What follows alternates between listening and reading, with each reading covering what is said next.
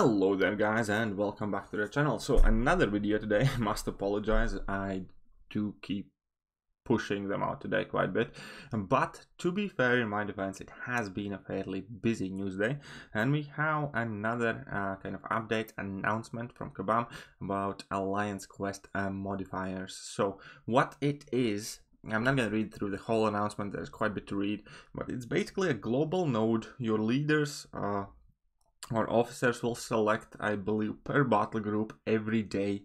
There are 3 different difficulties of these global nodes. Now they are optional, you can completely skip it and ignore it, or you can kind of select your difficulty which you feel comfortable with. They go with kind of like normal, heroic and master modifiers, and obviously the higher class the more difficult they are.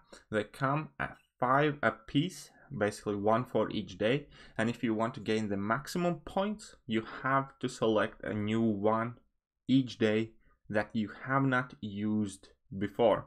So ideally, if let's say if you are pushing for the higher ranks, you're going to take the hardest modifiers and you're going to select different one each day to gain the maximum amount of honor. So this honor is kind of like a new thing in game, and it will also allow you to gain bonus points, but you'll also get these honor points, and based on how much of this honor you collect, you're gonna get additional rewards every week from Alliance Quest. Now if you reach top milestone, you're gonna gain 5,400 TF5Bs, which is not too bad. It's a decent chunk, I suppose, weekly. So a month you're gonna be basically getting about 20,000 more TF5Bs if you go for the highest top there.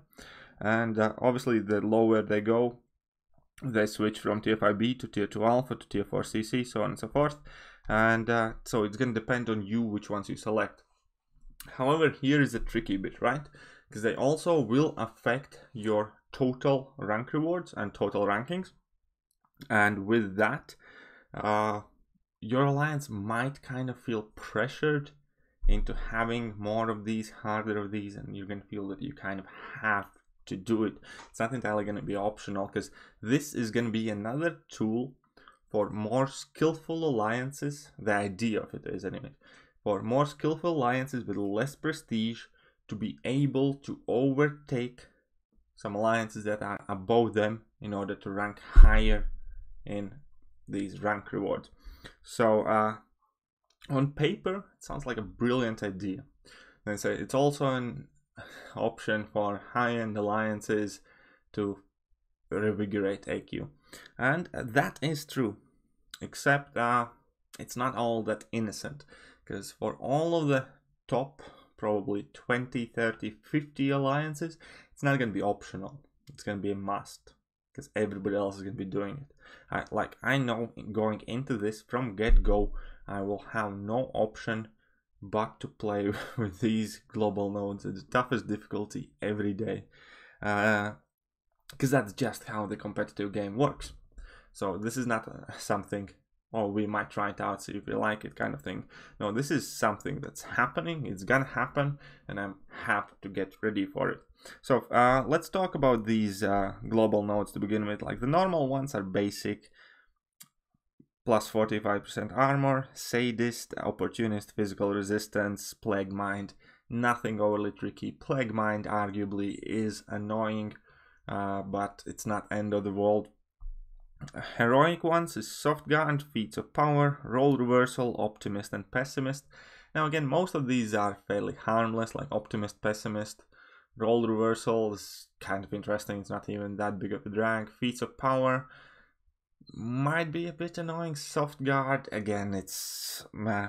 But master ones, however, start off beautifully with brute force, so that we all know is quite an annoying node that can present a problem, especially if opponent is stingy with their special attacks or has some sort of power gain. Might also be a problem in Thanos fight, because these will be active like in bosses and mini boss fights, so that might be tricky. Now, dismay is kind of fair enough. I can agree with that being placed. Basically, don't make mistakes, you don't suffer any consequences.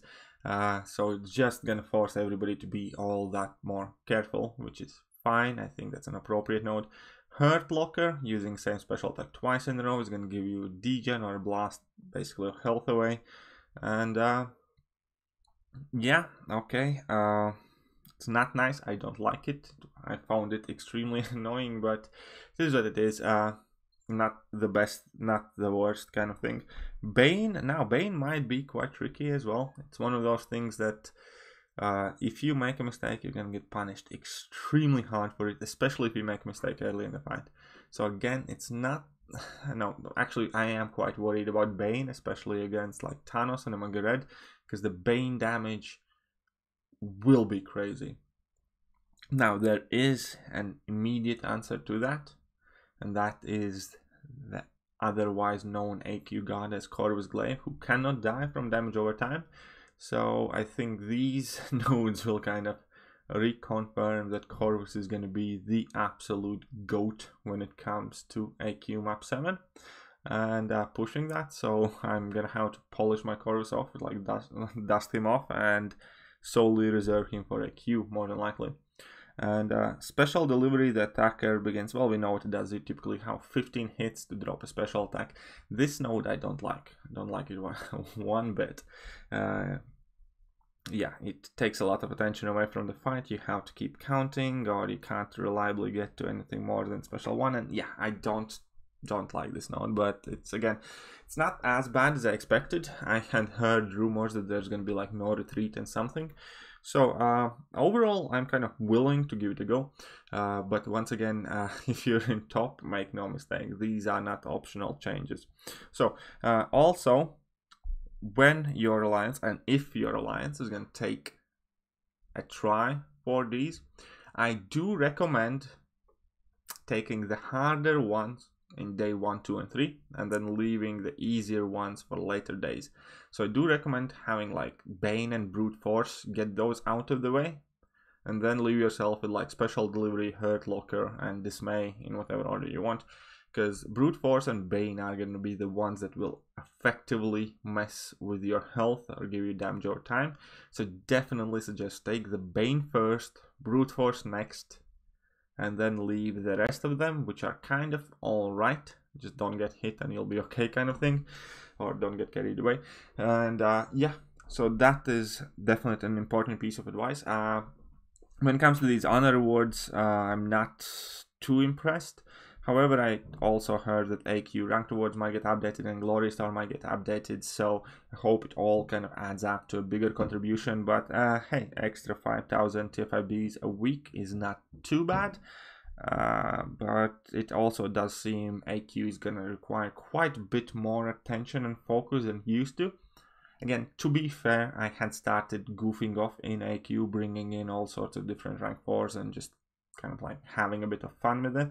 So now I'm gonna have to, at least for a while, take it a lot more serious in order not to get wrecked or use too many potions and resources in it.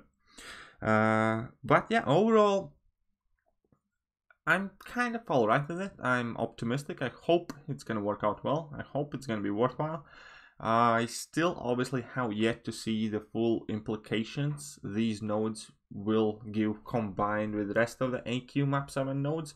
And as I mentioned, boss fights might become significantly harder, especially with Bane on, or Brute Force and stuff like that against Omega Red. Like with Brute Force, you have to land the hits within a certain time, but you can't be close to Omega Red for too long and stuff like that. So that might be difficult against Thanos as well. So there might be some increased potion usage obviously involved. But yeah, so all in all, I am personally willing to give it a go. I think it is a good thing for medium kind of range, intermediate alliances that are kind of struggling to get this next push for a better set of rewards. This might be a good tool if you're willing to invest the effort and skill and kind of like your attention in AQ. Then you might be able to overtake some opponents without necessarily going crazy on your prestige. So that's great.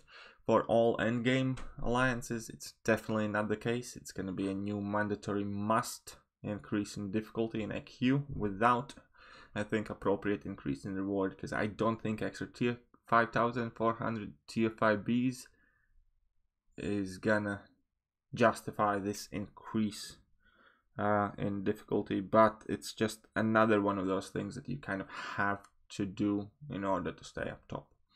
This game does take a lot of that often. But yeah, I think that's about it. Let me know what you guys think. Are you guys looking forward to it? Do you guys think it's gonna work out well? Do you think AQ is overall gonna be better or worse off with this change? Are you scared of it? Are you optimistic? Are you willing to raise for the challenge, kind of stand up to the challenge and get in it? Or you're worried? But yeah, anyways, let me know what you guys think. What are your opinions? I am personally kind of willing to take it for a spin, see how it goes. Hopefully, it's not going to take too much of an adjustment. But one thing is for sure, AQ is about to get a lot harder for people who are playing AQ seriously. But yeah, that's it for today. Once again, sorry for the video spam on my channel today. It's been a lot of news, so definitely do check out the rest of them as well. We have rewards updates, we have Old Man Logan, Colossus buffs, and so on and so forth. So yeah, check out the rest of the videos, and do not forget to hit that like button, sub button, all the other good buttons, and I'm gonna catch you guys soon. See ya.